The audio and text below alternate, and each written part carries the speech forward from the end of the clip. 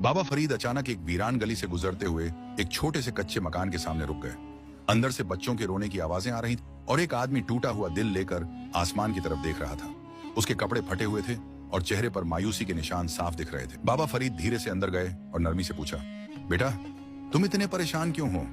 उस आदमी ने आह भरते हुए कहा, बाबा जी कई दिनों से घर में खाने को कुछ नहीं है, बच्चे भूख से बिलख रहे हैं और मुझसे उनकी हालत देखी नहीं जाती। ये सुनकर बाबा फरीद ने अपनी झोली से एक छोटा सा पत्थर निकाला जो सूरज की रोशनी में चमक रहा था। उन्होंने मुस्कुराकर वह पत्थर उस आदमी के हाथ पर रखते हुए कहा, यह तुम्हारे लिए है, ये तुम्हारी जिंदगी बदल सकता है, इसे जाकर बेच दो या जैसा सही लगे करो। वह आदमी शुक्रगुजार आंखों से बाबा फरीद को देखता रहा और तुरंत बाजार की तरफ चल पड़ा ताकि पत्थर बेचकर पैसे ला सके।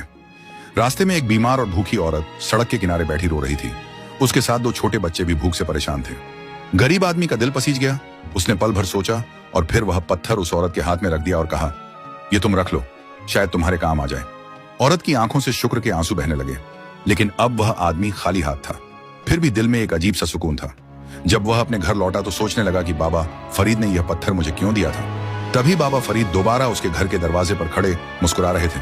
वह हैरान होकर खड़ा हो गया।